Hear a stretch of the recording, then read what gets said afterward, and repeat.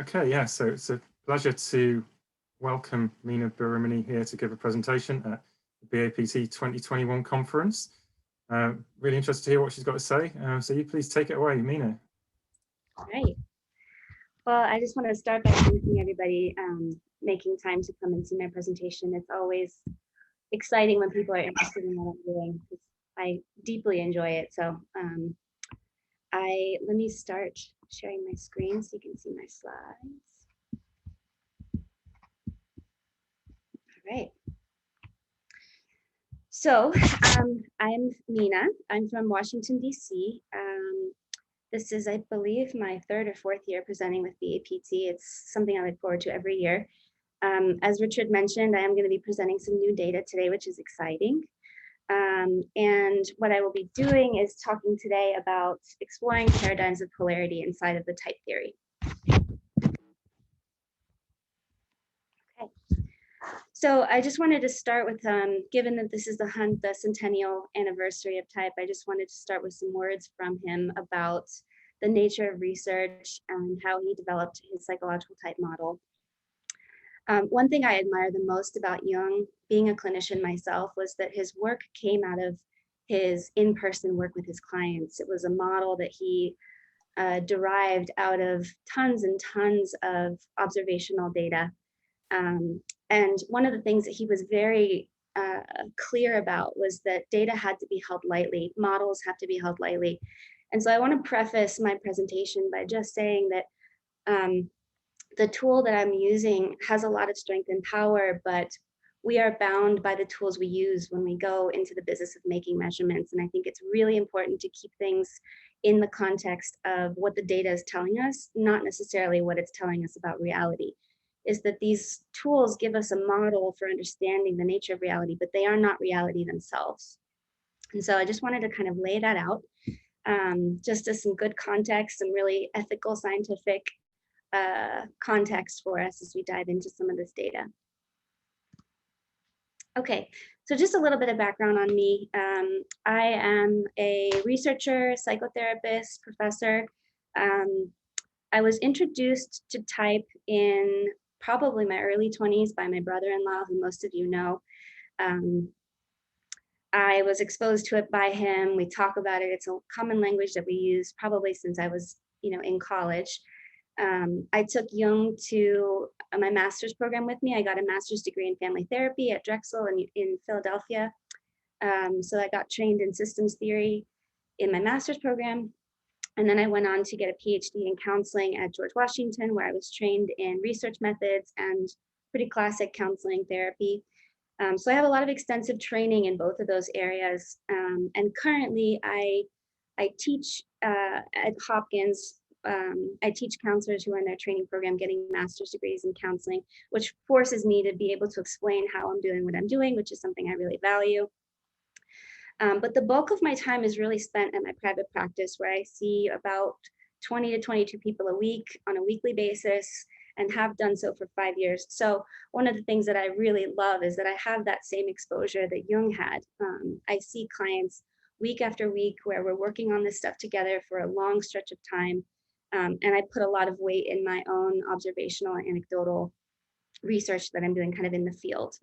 So that's basically that's my background. That's what I'm coming into this with, a really kind of what I feel is a powerful hybrid of clinical experience and research training, and then a lot of exposure and research on type. Okay. So just a little bit of background. I know a lot of you are familiar with my research, but just to give you a little bit of background on the trajectory of how I got here. My PhD program culminated in 2017 in a dissertation on the hierarchy of preferences. The main findings that came out of that was, it was a latent class analysis where I studied some of the statistically significant profiles that came out of the research.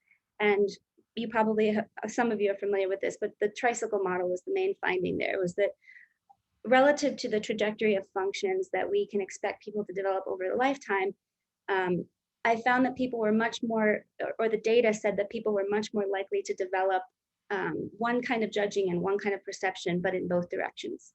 And that's how I kind of develop that tricycle model where, for instance, you have an extroverted thinker with both forms of sensing as their sort of two auxiliary functions, ultimately leading to a nice balance of balances, two forms of judging in two directions, perceiving in two directions. So that was the main finding from the 2017 dissertation. I did a replication study in 2020 that I presented last year for BAPT, and I used Ionardi's data, essentially replicated the same process, and was a really nice validation study. I found a lot of the same results in a completely different data set, which was really nice. The tricycle model showed up again. And from that study, what I sort of derived was that it's actually more the absence of dysfunction in the functions that are in shadow. So your non-preferred form of judgment, your non-preferred form of perception. It's the absence of dysfunction in those kind of unconscious functions that we're really looking for. And if the top two, so your preferred forms of judging and perceiving, are well developed and well balanced, we have a really healthy, well-functioning individual. And that is something that's been kind of affirmed in my on-the-ground work with clients. So here we are in 2021, brings me to the correlation analysis that I'm presenting today. I started to get curious about the nature of polarities.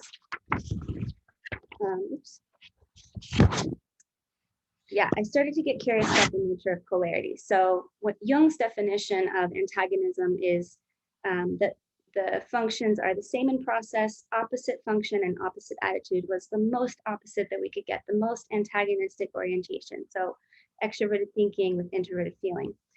But when I started thinking about this, I started thinking about it from a systems perspective and thinking about how two things can't occupy the same space at the same time, and came up with this hypothesis that actually maybe introverted thinking and introverted feeling are kind of antagonistic to one another too, because they're competing for the same space. They're competing for the same form of, for judgment in the same direction, but then there's the two kind of different forms of judgment. So I wondered, what does the data say about how opposite these two are from one another relative to other orientations? And that systems perspective, I mean, that's kind of how marketing works. Like you can't have two brand leaders. You can really only have one. So my research question ended up being, what can correlation tell us about how similar and different the mental functions are to one another? So I want to just start a little bit by explaining and showing how I'm defining some of these framings.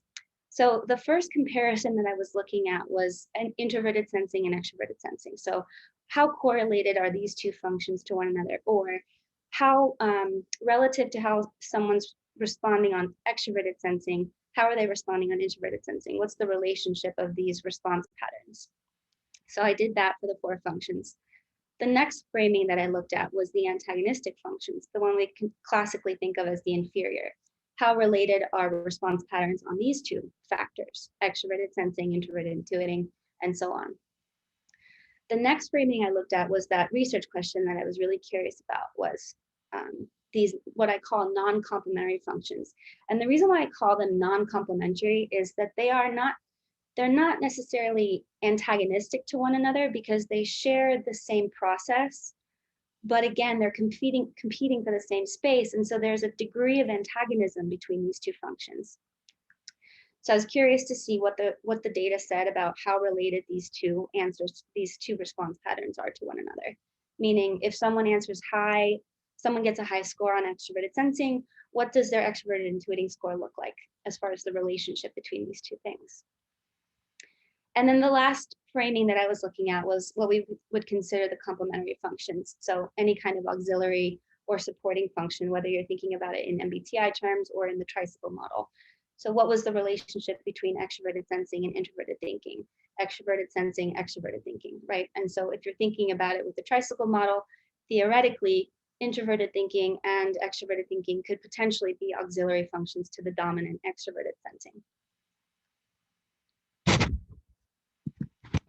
Okay, so let me show you, if some of you are not familiar with it, I want to show you what the assessment looks like, again, because I think this is important context for sound and ethical research, and so that we can draw good conclusions from what we're looking at. this is Dario's Keys to Cognition. It's called the Cognitive Processes Assessment. It was created, I believe, in 2003, refined over the course of a few years. I believe he started with 120 questions, and after a series of reliability and validity studies, refined it to a series of 48 questions, testing the 8 functions, 4 for each function. And so the person creates a rating. It's a Likert scale from 1 to 5, so it's a forced choice. And you can see here the language that he's using, also important to look at. How we ask these questions in psychological research is a huge point of contention, but it's important to kind of lay your eyes, I think, on how these questions are being asked. So we go down, the person gets a raw score for each of their 8 functions, and I can send this link out to everybody if they're interested in looking at this in more detail. But you can see here at the end that there's some pre-response items here. So asking for the sex, asking for age, if they know their type code, how did they decide on their type code? You can see a couple different options here. And then some kind of ID form. So, some kind of nomenclature identifier. So what I ended up getting was a profile of the scores for their 8 functions, gender, sex, age, and potential type code. I sort of only looked at age and sex as the primary modes of categorizing any kind of demographic information, just because some of these other things were it introduced a lot of variety to kind of take those into consideration. And so as far as, I'm not jumping ahead of myself here. Just a note on the reliability and validity studies. So Dario himself ran a number of internal reliability and validity studies on the instrument before it was published. There's a white paper on that I'm happy to share with as well. Got good results. And then when I got the raw data, I again ran another set of internal reliability and validity studies. And I don't want to get into the specifics of the stats, but, and again, I'm happy to share all of that offline, but we got a really nice, the way we measure some of the validity of these items or the factors is with the Cronbach's alpha, which means how consistent is the response for an expected factor. And we got good results. All the Cronbach's alpha were above 0.7, which is the threshold that we're looking for. So that basically means that I was pretty confident that the tool was testing what it's set out to test. It's different from testing what's existing in reality. That's external validity. But as far as the tool itself, the statistics and the math are strong. Okay, so let me go back here.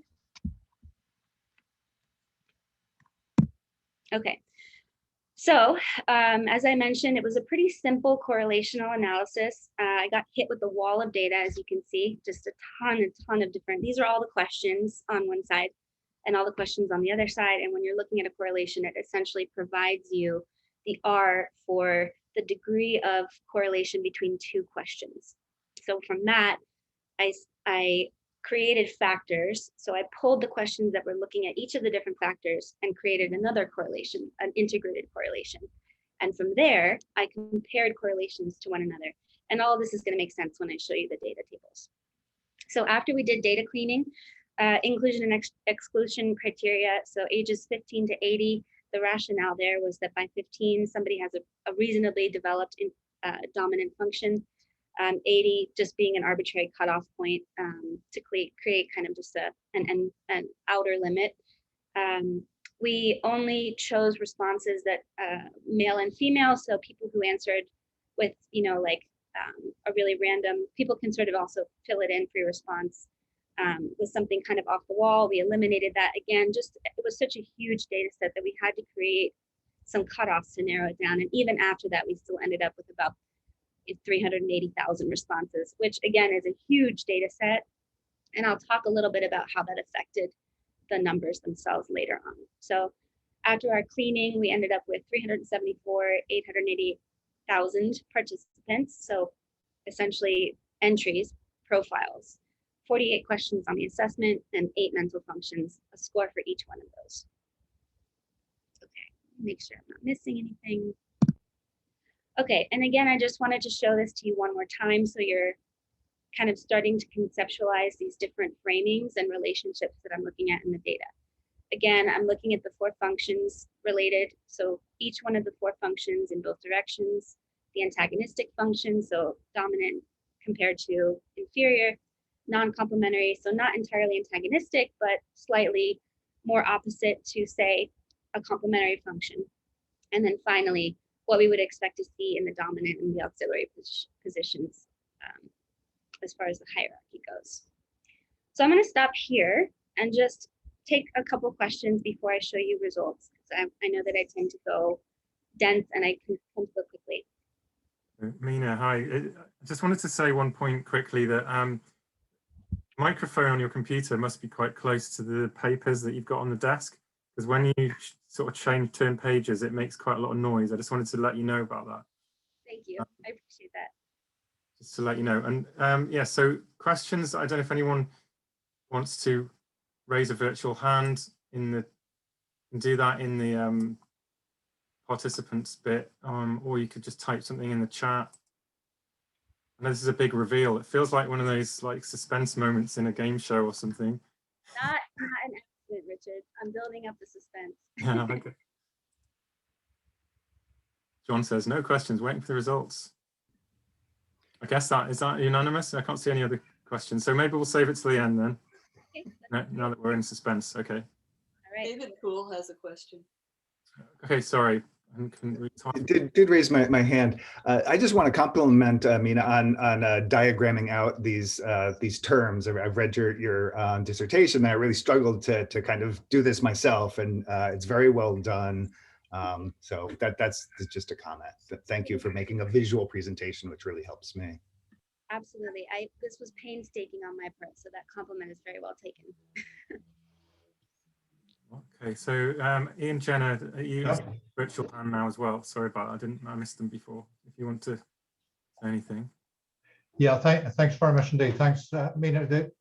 My question was, I'm making an assumption these are North American norms, and I'm just looking at the language that's used in the questionnaire, and whether or not you see whether this could be extended to Western Europe, etc. Yeah, that's an excellent point. Culture is one of the limiting factors in this study. The questionnaire was created by Dario, who is a North American, so I think there's probably a little bit of that reflected in how the questions are framed. Thoughts about how it could be extended? I think that's actually more of a question for Dario than anything, but I'm curious if you have initial thoughts about that, just kind of off the bat. Thank you. Maybe at the end we can maybe expand on that a little bit. Maybe unless anyone's got any more questions, and I don't think there are. Let's get into the results. Okay, drum roll, please. Oh, one more thing before I do that. I just wanted to talk a little bit about, from a statistical point of view, in psychological research, we tend to talk about effect size instead of correlation. And the difference is that the correlation tells us about the nature of the relationship. So, how related are these two variables and in what direction? But effect size tells us about the power or the size of the correlation. And so we tend to use Cohen's D as a way to interpret effect size. As far as Cohen's D goes, correlations around 0.1 are considered weak. Correlations around 0.3 are considered medium, and then correlations 0.5 and above are considered large. And so that's what we'll look at in this data. You'll see the correlation, and then I'll talk a little about effect size. And one other thing that you'll notice is that there are going to be relatively low correlations between these variables. That may have to do with a little bit of the cross-loading between these functions, because again, when we create discrete variables around these functions, it's a false discrete category, because these functions are kind of all interrelated. The questions are created in sort of discrete categories, but the functions themselves are related. And the difference that makes is when someone is responding, it affects how they're responding to the question. And so there's a little bit of either cross-loading on the variables or just a little bit of a confounding variable there. So when I look at these numbers and I see a correlation of 0.5, to me, I think that's a really high correlation. And again, this will make sense when you see the data. And then the other thing I just wanted to say was, with a data set this large, what it means is that the correlations themselves don't change, but the precision of them does change. And the precision is, again, relative to the data, not relative to reality, which also means that if there are any errors or missing data, all of those things are going to be magnified in the correlations that result. But you can be sure that the correlations that you're going to be looking at have extreme precision because of how big the data set is. Okay, so now I need the drum roll. Okay, so here is the first, oops.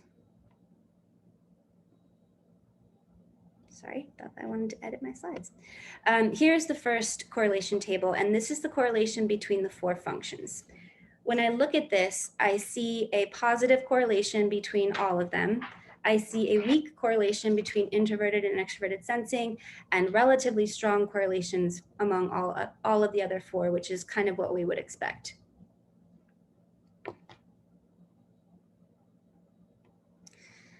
The next table here are the antagonistic functions. So what we would think of as the dominant and the inferior.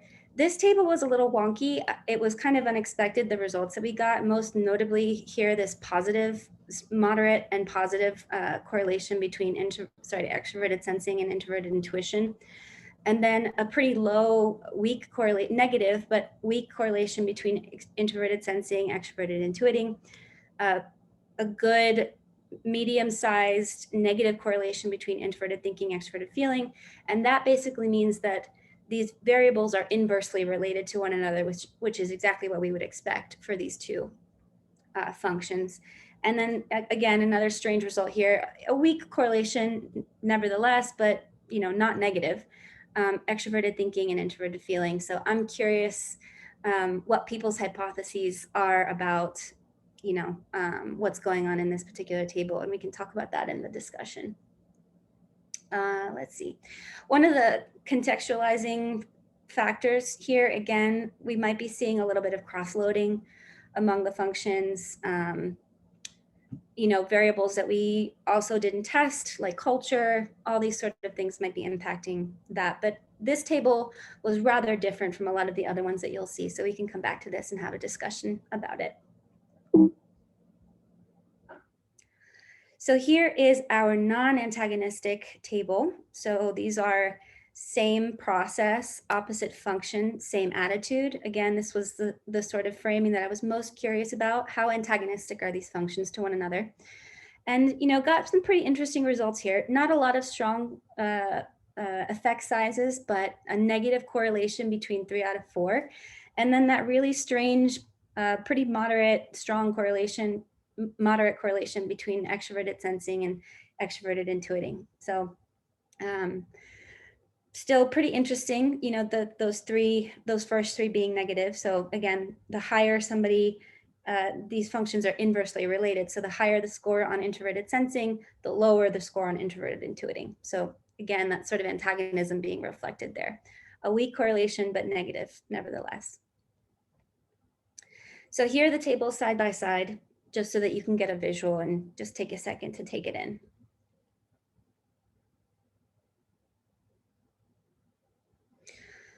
One of the things that I see happening here is sort of an odd relationship between extroverted sensing and both forms of intuiting. So extroverted sensing, introverted intuiting, extroverted sensing, extroverted intuiting. Kind of an interesting result there. Not quite sure what's happening with those variables.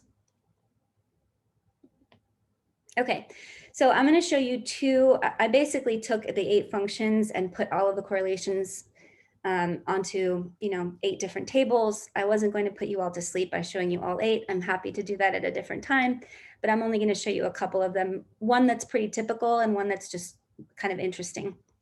So here is an atypical table. I say atypical because we got very few negative correlations when I compared the functions to one another in their different framings.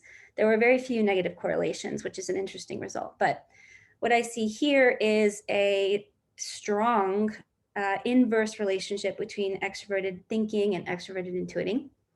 And I also see here that TE and NE, so extroverted thinking and extroverted intuiting, are more antagonistic to one another than extroverted thinking and introverted intuiting are, which I thought was an interesting kind of indirect relationship. So the higher people answered on extroverted thinking, introverted intuition, the lower they answered on those two variables compared to one another.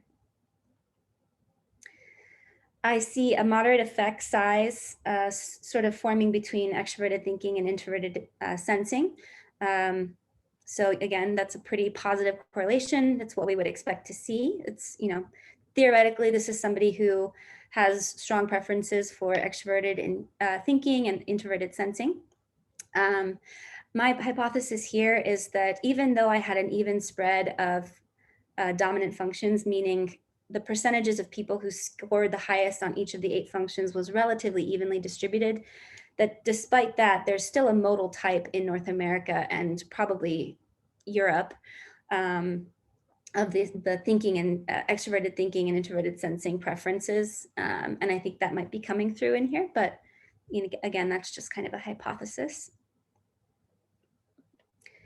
And here's the introverted feeling group. So there is a notable positive moderate relationship between both attitudes of sensing. So kind of seeing that nice tricycle thing coming through here.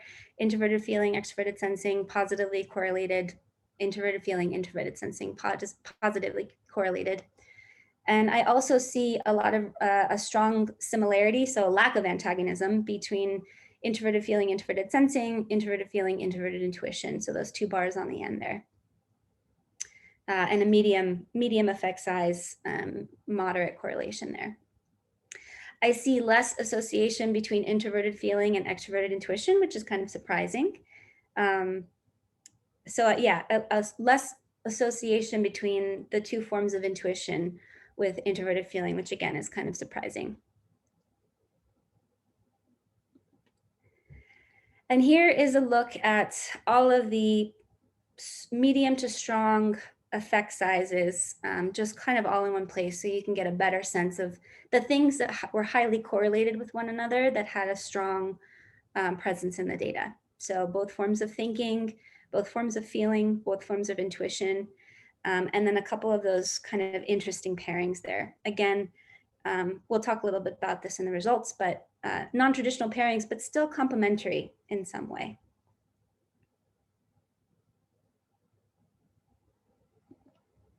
Okay, so based off of all of these tables, what can we say about the degrees and nature of complementarity between the 8 functions? So these are going to be really high level themes that I pulled out of these correlations, because I think I feel kind of better about making high level assumptions or analyses about these rather than getting into the minutia of the actual data itself. According to this data, all of the 4 functions have positive relationships. So the higher they answer in one direction of thinking, the higher they answer in the other direction of thinking. They all have positive relationships to one another in varying degrees, you know, the least of which is the extroverted sensing and introverted sensing. But again, all positively correlated with one another. And here is my most exciting, what I derived out of the data. So when it comes to the inferior functions, they are inversely related to one another, which if you think about it, makes a lot of sense. If you're going to prefer intuition and thinking as your dominant way of judging and your dominant way of perceiving, by definition, it means that sensing and feeling are relegated to the unconscious or underdeveloped side of your psyche. And you're going to have that kind of antagonistic relationship. And it makes sense from a physics perspective. The better you get at the things you are disposed to want to do anyway, the weaker the other things get, because when it comes to, I believe there are different opinions about this, but the way I think about the psyche is that it's a fixed sum equation, that matter can neither be created nor destroyed. It's a system, and energy can either go in one direction or not. And the more it goes in one direction, the less it goes in the other, which kind of means that the functions you don't tend to use a lot, i.e. your non-preferred functions, get relegated to being unused, undeveloped, undifferentiated, so on and so forth. And I think the data kind of nicely reflects this. Again, hard to make a really solid hypothesis about this, but generally speaking, that is the trend that I see here. And then finally, a really other exciting theme that I took out of this was how nicely I saw that tricycle arrangement. And again, when I talk about the tricycle, I'm talking about your dominant function and then an auxiliary function. I'm talking about having a dominant way of judging and a dominant way of perceiving and having both of those in both directions. And in the tricycle model, it's having one either judging or perceiving function in both directions and then a supporting judging function in another direction. Depending on your stage of development, most people have like access to three. So two forms of one and then one form of another. And that's why I call it the tricycle. So for example, introverted sensing being your dominant function, and then that being supported by two forms of extroverted, by two forms of feeling. And the correlations here in the data kind of also supporting that a little bit. So we see these non-traditional pairings, extroverted sensing, extroverted feeling, extroverted feeling, extroverted sensing. Again, I think that's a repeat there. Introverted sensing, introverted feeling. So it was kind of exciting to see those high correlations come through in these in this analysis. Okay, and so then just a final word on limitations and follow-up studies. I think one of the biggest limitations that this analysis presents is that, and this was something John Haxton gave me in 2018, it was brilliant, to separate each of the dominant function groups out so that I was studying these numbers relative to people who I kind of all had the same dominant function according to, you know, their highest reported score.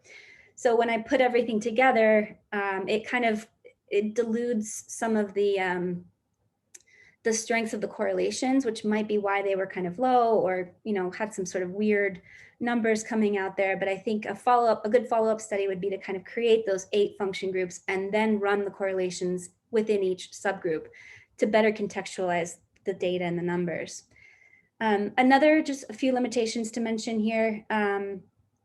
This is a self-report study, so that's a huge contextualizing factor to keep in mind when I'm looking at this.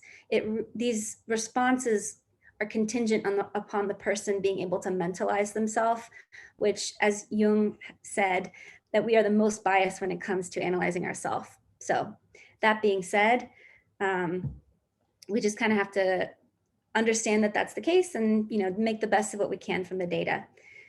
The other thing to mention here, and this is something that Dario and I talked about quite a bit when I was showing him some of the results, is that there's the bias of the creator kind of in here. So potentially that interesting loading between sensing and intuiting could have reflected his own kind of cognitive bias. His preferences are INTJ, so very strong introverted intuitor, his inferior function being sensing, particularly extroverted sensing. And that could have come through in how he was framing the questions and therefore reflected in the data that we got back. And then the last missing variable, and a very important one, is the effect of culture. While type might be sort of a biological disposition that we come into the world with, culture affects how those preferences get expressed. And this tool, thank you, Ian, for mentioning this earlier, this tool was created in a particular language. And so there might be a little bit of kind of two ships passing in the night there, some confounding variables just in how the assessment was created and different cultures and how things are interpreted. So those are all the limitations. I talked a little bit about the follow-up study.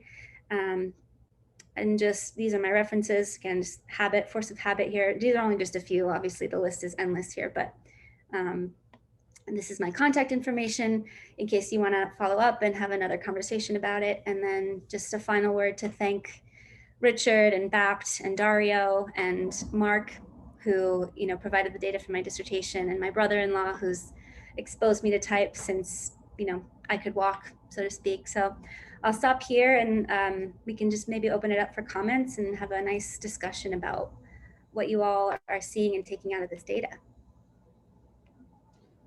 Thank you, Mina. That's really fascinating. I think this will lead to some interesting discussion. First question is an option on how we do this.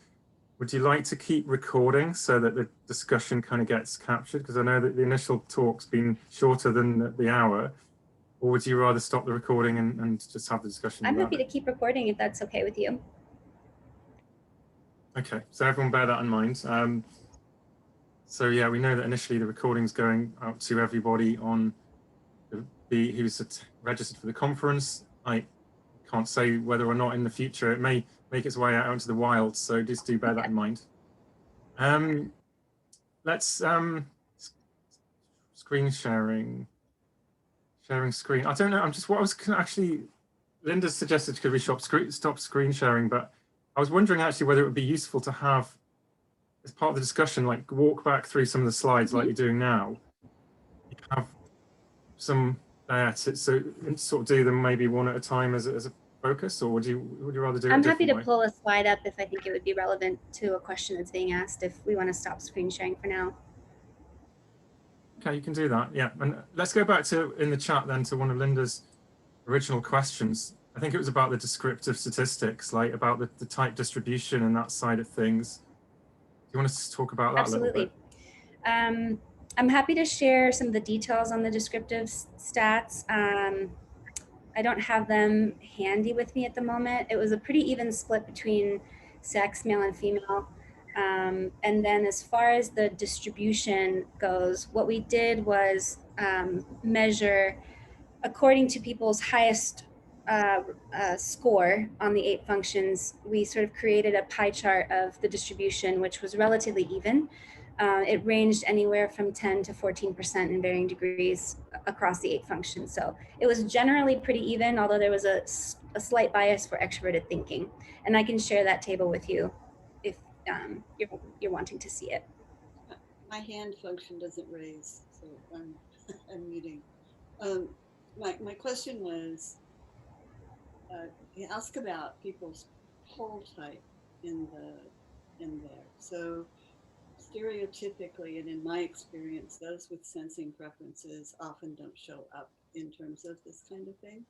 So I wondered if your low correlations might have had to do with sample size with those with actual sensing preferences. And then there's also something from my own experience of many years, is those with extroverted sensing preference often don't score or even relate to the extroverted sensing description because of some type bias in that, and for whatever reason. But that may be a confounding issue with low sensing. Yeah, I think that's excellent context there. So there's that element, and then again, that sensing is the instrument's creator's inferior function too, which could have something to do with that interesting relationship that came up. Thank you, Daria. So I'll just go back in the chat again. John, I think it's John Haxton asked a question earlier about the correlations and the significance of the correlations. Are the low correlations still big enough to be significant? Especially also, Mina, as you mentioned, the Cohen's d and the effect size, and some of those are teeny-weeny. Yeah, some of them are. So there's a couple elements coming up there. As far as significance goes, because the data is so big, all of the results were significant. As far as the effect size goes, I think that's probably, well, I think correlation and effect size are important to pay attention to. So that's kind of why I chose to focus on some of the variables that had a stronger and a higher magnitude of correlation, both in terms of size and relationship, and kind of like, I didn't necessarily take those really low or weaker correlations into effect because of that exact reason. Maybe I can show you a table here. Let's see. Sorry, I'm flipping between multiple applications here.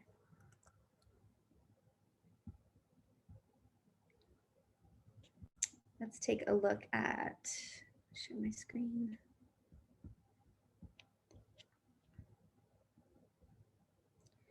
Yeah, so for instance here, this extroverted feeling and introverted, extroverted thinking, introverted feeling has that very kind of low, low in terms of effect size and a low correlation. So it's kind of hard to say anything about the relationship between those two variables aside from there doesn't seem to be very much of one, which is interesting. I'm not quite sure what to make of that, to be honest, but there's not much we can really say about those two.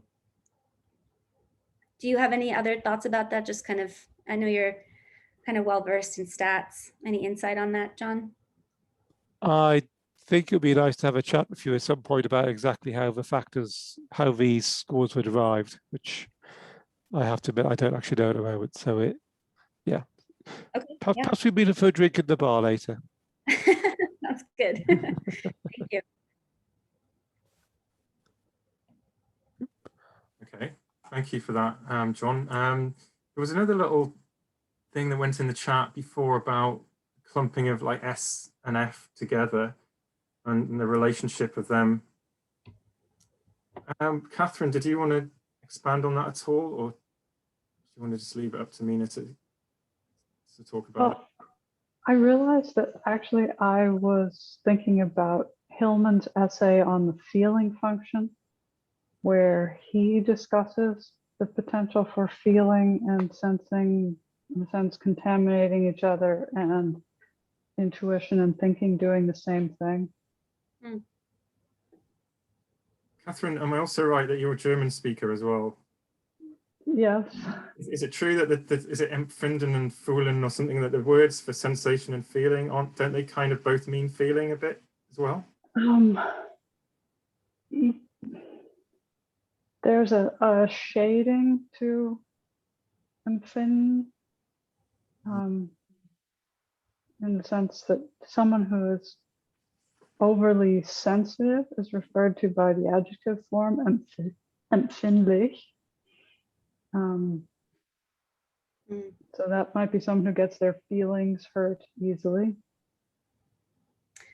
That's so interesting, because something I've been noticing myself doing a lot recently is using the word I feel and I sense kind of interchangeably. And it kind of gets at this idea that there's something like almost like a je ne sais quoi, like an embodied knowledge that we can't quite rationally explain when it comes to beliefs, values, and this sort of like a sensing, like a perception of it kind of thing.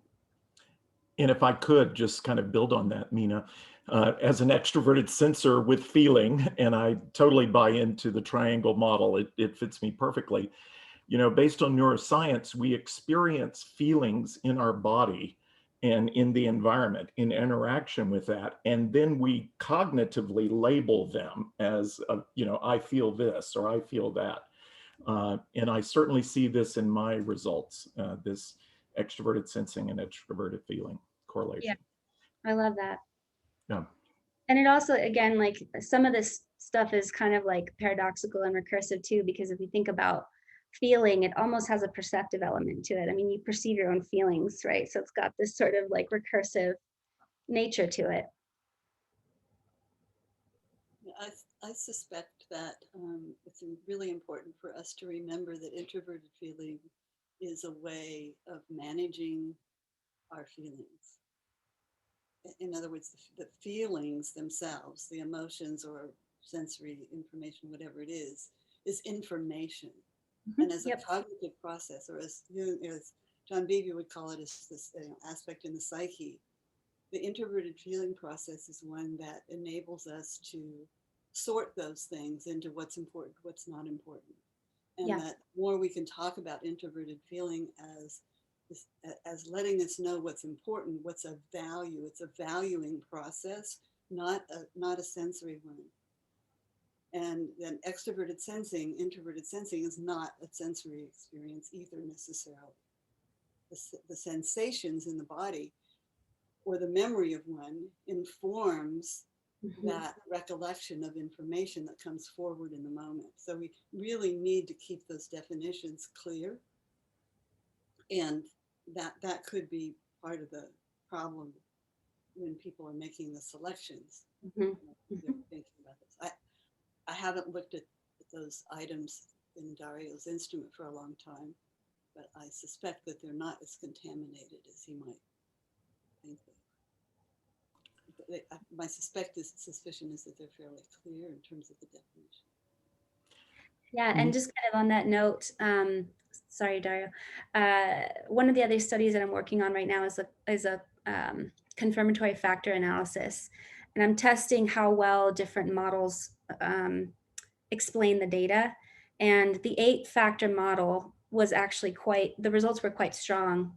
And actually, you know, when I looked at the 16 framings, because in his assessment, he tests this sort of basic versus advanced use of the function, 2 questions for each.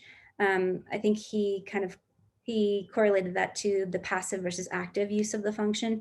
And actually the 16 type model explained the data even better than the 18 type model did. So as far as the instrument testing the function goes, we're seeing a lot of consistency in those responses. Could I make a request that you go back to the R on extroverted thinking slide? Because there was something I wanted to kind of comment on and see what other people perceived about it. Yes, here, the extroverted thinking very correlated with introverted sensing. And it's something I'm going to admit that I've always struggled with, is that extroverted thinking, and maybe it's the way it was presented to me, was you take the evidence and then you make a judgment about it. So it's fact-based, evidentiary, and then, you know, like, here is the evidence, what's the policy, what's the decision. And I always thought that biased it more towards introverted sensing than it did, or sensing, than it did toward intuition, which is a valid way of, you know, it's perceiving information is coming in, and then we're making a decision about it, whether it's from an intuition or a sensing perspective. Any comment on that? Or feel free, the rest of you, to correct me or chime in about that. Yeah, can you clarify your question? I was following you, but I'm not quite sure I know what you're asking about specifically. Well, if there is a potential bias, as evidenced here by the TE/SI versus the TE/NI, because the way we've understood thinking, or, you know, extroverted, I'm taking in this information and I'm making, but the bias seems to be, it needs to be fact-based information rather than intuition-based information on which I'm making those judgments. Mm-hmm. Any comment? Or yeah. Mm-hmm. That's a really interesting. I'm gonna think about that one while I throw this back to you and see if anybody has. I'd like to say, Mina, that it makes me think about, you know, the constructs. You know, like what meaning have we put into the constructs? What have we chosen or discarded from our the way we've operationalized these 8 functions? You know, in this, and you know, obviously Dario is going to have made certain choices. We know there's not like consensus or agreement of exactly how the 8 functions are defined. There's a massive difference between how individual authors have written, including Jung, to other authors after him, and something like socionics, you know, like, and especially with introverted sensing and extroverted sensing, we know that there's a huge range of definitions of what they even are. So I think what Kash is saying, you know, it's like, you know, is this data reflecting essentially how we've operationalized the constructs, and you know, it's just reflecting the way we've chosen to explain them, and that's built into the questionnaire. Just to pick up on Kash's question, it's an interesting one. It's never how I've seen that, but that might be because I got N and T in my type, so I may be seeing it from my perspective. Although I note when people are learning to use the MBTI, they would often describe thinking in that way, and it's something that you might talk about when you're observing your feedback sessions. I wonder, this may go back to something that Linda said earlier, if something about that TSI is to do with the sampling of, and I know what Dario said, you know, all the functions are represented in equal amounts-ish, but I do wonder if it's something about the sampling that might account for that a little bit, but I don't know enough about a sample to sort of say for certain. Yeah. One thing that comes to mind when I'm thinking about this is, again, and this is sort of like reflecting the nature that each of these functions has this sort of yin and yang energy to it. So like there's a perceiving and a judging aspect of judging, extroverted thinking. And so when I'm thinking about your question, Cash, and correct me if I'm misunderstanding, what I'm thinking about is, rather than thinking about the judging function as sort of objectifying it and thinking about it as a thing, thinking about it as a process, like a formula, a way of organizing whatever's being perceived, that maybe makes a little bit more sense to me about your question. The data, I'm not quite sure what's going on there, to be completely honest. What I think is that it's kind of the modal type is so strong and powerful in the sample that it's coming through with a really high correlation there. So I'd be curious to see what happens if we separate things out into the 8 subgroups, how that changes it a little bit. But yeah, those are just my initial thoughts about your question.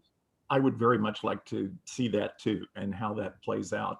Just, you know, anecdotally, one of my largest clients is a very STJ organization. And, you know, it definitely fits my, you know, like that type, and that union of those two is very powerful.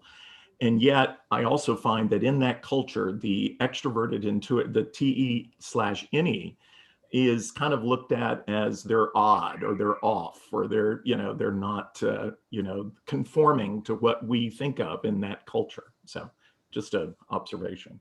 Yeah. Yeah, not interested in compliance is what you're saying. Yeah, right. I guess I had a question. So one of the correlations that would be interesting to me would ideally be between this instrument and a correlation with the actual MBTI. But I guess short of that, given that you've actually captured what people think, at least some of them think their type code is, did we ever look at that an INTP correlated with dominant introverted thinking, that correlation? That would be so great, David, and thank you for putting that idea forward. I tend to be really cautious, again, for the same reason Jung said that we are actually worst at, in some way, which is kind of goes against what Isabel Myers believed, but that it's really hard to kind of accurately gauge what we are. And so I tend to be really cautious about taking people's type labels on an instrument like this at face value. But even still, within the data set itself, it would be really interesting to see how correlated those two things are. And I'm going to write that one down for a follow-up study.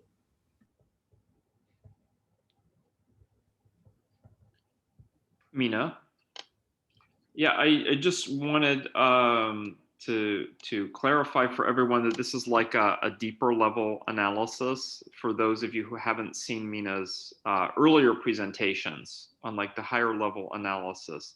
So the you know, like looking at the 8-factor model, 8 functions, like that ended up coming out quite strongly. And as you mentioned, like even going a little bit deeper to 16, that came out very well. So the interesting question, it seems to be, is we're getting these like really nice clusters for the 8 functions without assuming any kind of type dichotomies or whatever. And yet, why is it in some cases, like these edge cases you pointed out, are we getting these like surprise correlations that are counter to the global picture? So the global picture works, but like in this case, this guy's pointing left, even though the whole picture for the most part points right. And you know, we've talked about it, and I feel like some of it is the cultural effect, you know, the modal type of which is throughout. I mean, STJ. Some of it I think can be my own influence of my own type was not so strong that it overwhelmed the global results. Like the global results still came out well, but it's still there hidden in the data at this deeper level of analysis. And I don't know how to get around that. I did ask Mark Majors for help at one point, but that when I recognized that years ago, like in 2007, but nothing came of that. So I don't know, I'm still heartened, and it's an interesting question whenever we see patterns at like this deeper level. You know, is it the culture? Is it the person? Is it something about the way we've defined the model? all of that. And that's, yeah, those are really great questions. So I love this sort of like, this peek into these corners and really asking us, you know, what, brainstorming in a way, like why are we getting in these places, these little interesting things? Yeah, which in some cases might not be so little. Yeah, right. Like with the extroverted thinking and extroverted intuition, like that was kind of curveball a little bit. Yeah, and you know, I was very aware when making the items, like temperament informed the creation of the original set of 120 and is still clearly there. And then the active passive, I have to thank Steve Myers for pointing that out with his MTRI. Which turns out actually to be very, you know, at least in terms of internal validity, seems to be really, really present. So both Linda Behrens and Steve Myers had an impact on getting us to the point that you've taken us, where we can say, hey, there are these 8 functions without assuming any polarities. And yet, for the most part, there are the polarities. Yeah, absolutely. I mean, we stand on the shoulders of giants. So all of it is kind of this beautiful tapestry of work that we kind of build on one another. So lots of gratitude there. I'm sorry, my hand raise function doesn't work on my participants thing. So I wanted to also talk about what I call the tandem dynamics, which is for me, you know, introverted thinking, but extroverted feeling in the background. And so when you're looking at those correlations, you may think those are antagonistic, but they're qualitatively different.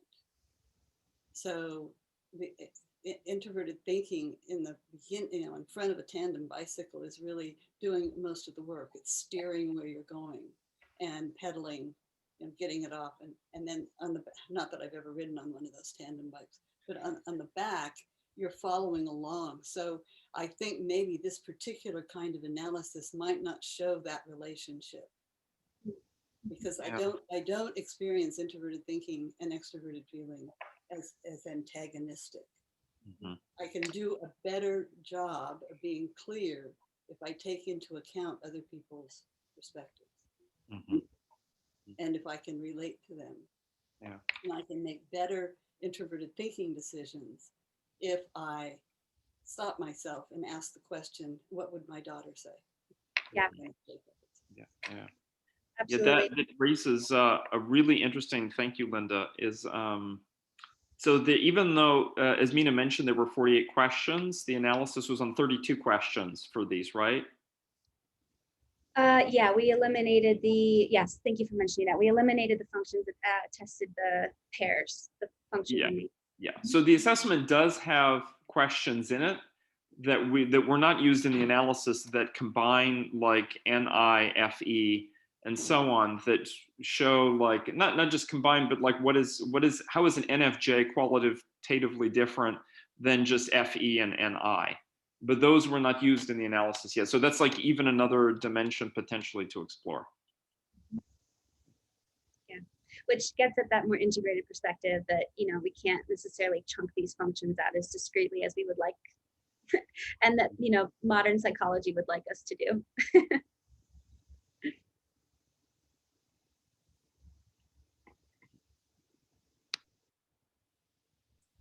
Yeah, I mean, interesting thought I had, you know, different words, you know, antagonism.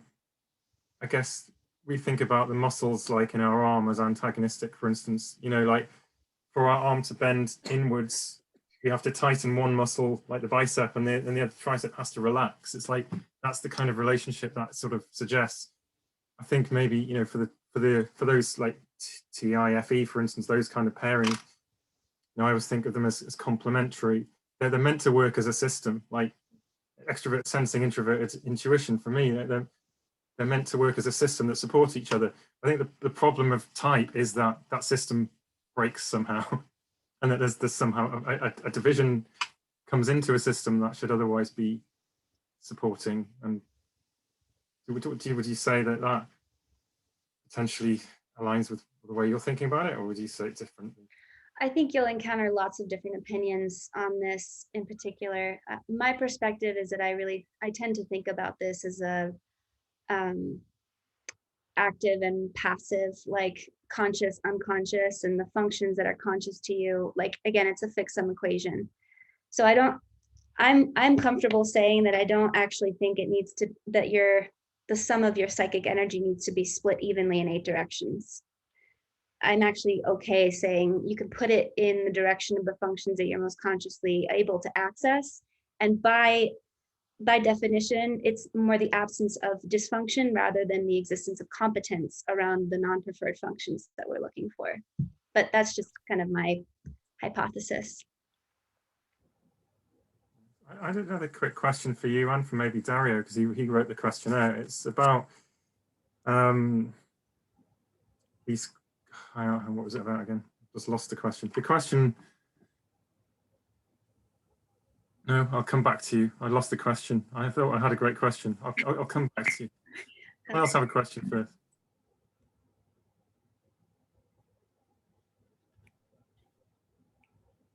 This happens to me like almost in every session with clients. It was going to be really brilliant. Who else had their hand up? Anybody? It'll come back to me.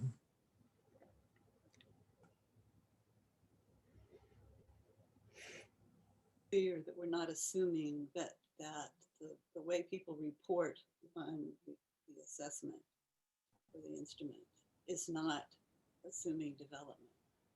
Yeah, that's right. Thank you, Linda. It also puts, I mean, the age range between 15 and 80 is huge. Yeah. So that's another kind of limitation. I think one of the things that I really wanted to do maybe for future study is kind of make relatively arbitrary thresholds for what I could expect to be online at different points of development. So, you know, dominant, auxiliary, dominant, and the 2 forms of an auxiliary function, and see what the data is saying about these different correlations, or even run the latent class analysis on it again and see what happens. If you don't get that tandem process working until you have some development. Yeah. The question came back.